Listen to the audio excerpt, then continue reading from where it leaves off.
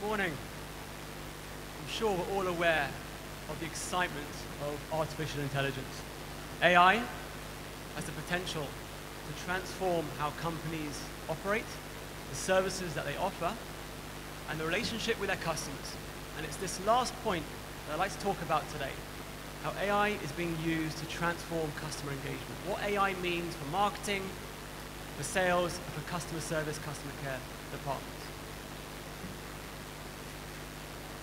Now, AI isn't something that will happen in 5 years' time. All of the analyst firms, Gartner, Ovum, IDC, Forrester, they're all in agreement that AI is happening today. And when we speak to our customers, telecoms and media companies, they're all dipping their toes in the water of AI. They're all starting to develop a strategy. When it comes to developing a strategy, where do you start? According to a recent survey by IBM, 54% of those surveyed believe that data issues is the biggest obstacle to AI success. Data volume, data quality, and data integration. Those organizations that have the highest quality data will have the best results from AI strategies. And this is even more important when it comes to building customer data, ensuring you can access accurate, complete data sets in real time to better understand your customers. For years, marketing departments have talked about this vision of creating personalized, one-to-one marketing to treat each and every customer individually. Today, many marketing departments group their customers into segments by similar demographics or similar character traits like age, location, financial status. With AI, they're now able to create this vision of personalized, one-to-one marketing. On the topic of personalization, so on the screen in front of you, you have two celebrities, Ozzy Osbourne and Prince Charles. Now, I think we're all in agreement that they're not exactly alike, are they? One is an aging rock star, the other is the future King of England. But yet, most analytical engines that serve online adverts would not be able to distinguish between these two people.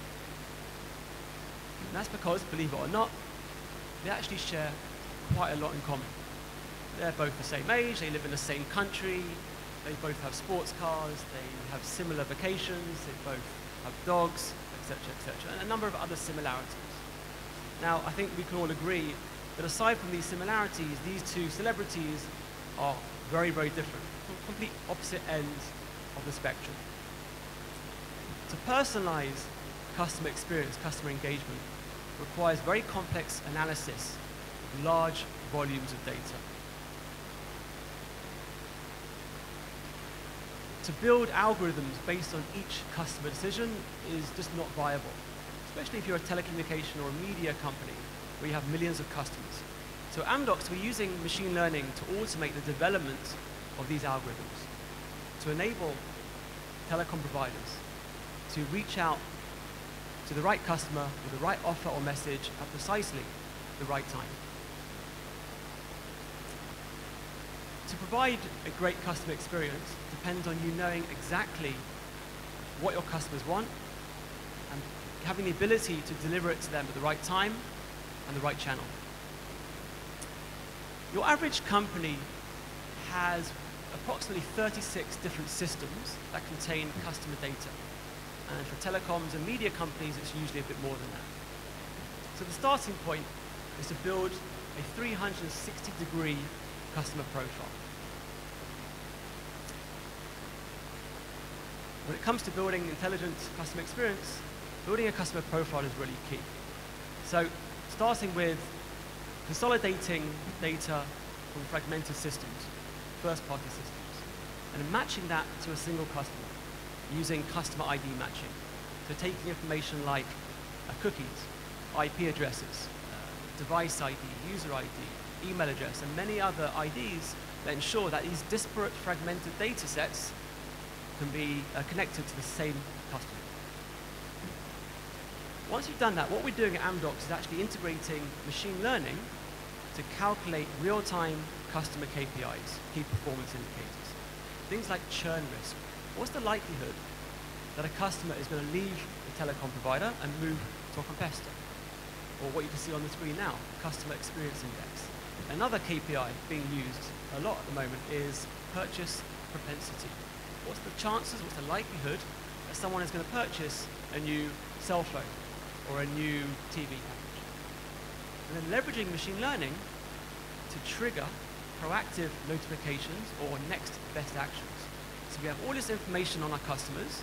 We're now in a position to reach out to them with an offer, with a message, with some sort of communication, when they're most likely to engage. I want to talk briefly about chatbots. Chatbots have become extremely popular over the past couple of years, and they're set to increase in popularity. In fact, according to Gartner, we're going to end up having more conversations with our wives or husbands than we'll have, more conversations with chatbots than we'll have with our wives or husbands, which is quite a shocking statement, but one I think shows how pervasive chatbots are going to be over the next few years. A few weeks ago, we launched the results of a global research that we carried out with Forrester, the global analyst firm, to better understand the value and benefits of chatbots. And we surveyed both telecom providers and also the users themselves to understand that there's a disconnect between the two. There were some really interesting findings, and I want to just highlight a few here. From the user's perspective, some of the challenges of chatbots today are they struggle with complex questions, complex queries. It's fine if you have a very simple FAQ type question. But anything outside of the box, most chatbots would struggle to resolve the issue, leaving the customer with a frustrated end user experience.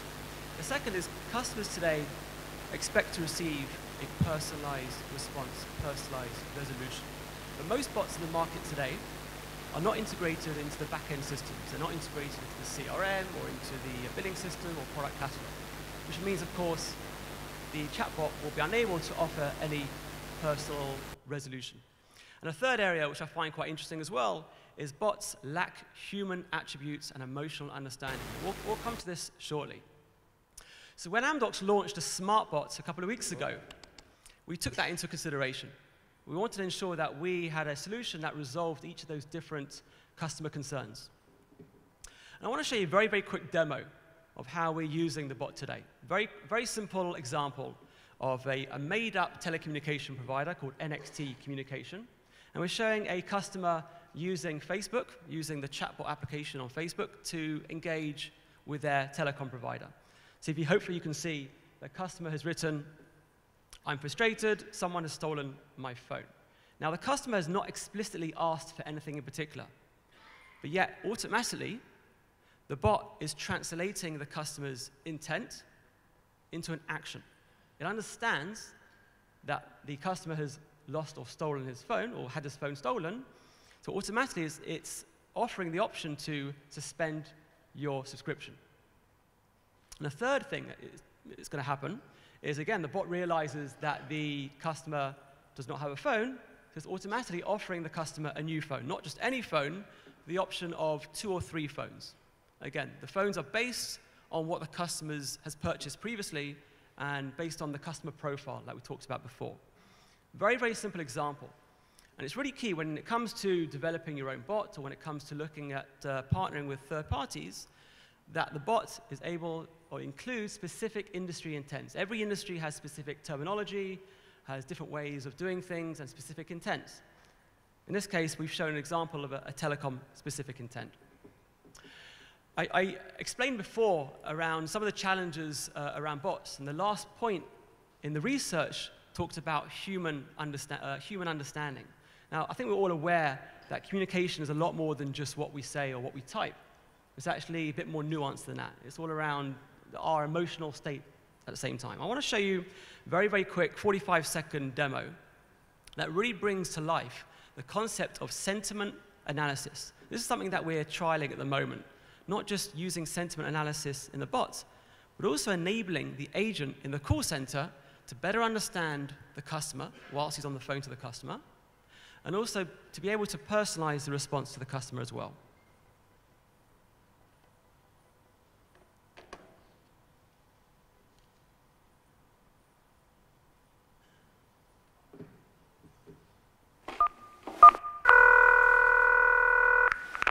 After an eternity, I finally got through to you. My phone is not working. Sorry to hear that, Brad. Let me try to see if I can get you a new phone right away. Well, I've only had this phone for 3 months. I don't think I can upgrade. You're right. You won't be eligible for an Just want to very quickly pause there. Hopefully you can see on the top right-hand corner, what we've done is we've integrated a sentiment analysis API within the dashboard of the call center agent. So throughout the conversation between the agent and the customer who's calling to complain, we can detect the mood and the emotional state of the customer, whether he's angry, frustrated, happy. And not only that, but it has a direct correlation to the machine learning KPI. So we can see if there's a higher risk of churn, if there's a high risk that the customer is going to leave the telecom provider and move to a competitor. And finally, the next thing, just to draw your attention, is to the next best action. So we've taken all this information, we're using sentiment analysis and machine learning, but also adding a recommendation to the agent as to what they should offer the customer. I'm just going to carry on the video. upgrade, but we'll ensure you have a working phone right away. Oh, really? You got some magic or something? I'll send your phone for repair, and we'll provide you with a loaner phone in the meantime. Don't mind my asking, did you happen to drop your phone? Yeah, I dropped it a couple weeks back, but it seemed to work okay for a bit. I highly recommend you protect your phone with a silicone case. Since the loaner is on its way, would you like me to also send a case and a screen protector along? That sounds good. Great. I'm glad to hear this worked out for you, Brad. Okay, so very, very simple example of how we're using AI capabilities to really help customer experience and to ensure that the agent is able to personalize the response. Just to wrap up very, very quickly, I want to introduce the Amdocs Aya. Amdocs Aya is our intelligence platform that we launched at the beginning of the year. It's an intelligence platform that's integrated across the entire Amdocs portfolio. And Amdocs is in a unique position in that we manage the core business processes of our customers, which means that we have direct access to the core data. So we're taking all of this great data for our customers, we're feeding it into Aya, into the intelligence engines, and injecting that across multiple business processes. And finally, I just want to end with the final slide, where to start. We're all aware of the benefits and value of AI, but knowing where to start is a different issue altogether. Quick 5-step guide. Start with strategy, not technology, really key. Identify a problem to solve, and then determine how AI can help. Secondly, look at data. Understand what data is required. Look at your data warehouse. Is it fit for purpose to manage all of this great data? Then you can start applying technology with a phased, staged rollout. Then engage your organization. One of the biggest concerns that people have is not the technology, it's the culture. In many cases, people are not ready to embrace AI. So bring in other departments, not just the IT. And then finally, it's really key to measure success, to bring in KPIs and ensure that AI will be a success for your organization. And with that, I'd like to thank you for your time and enjoy the rest of the event. Thank you.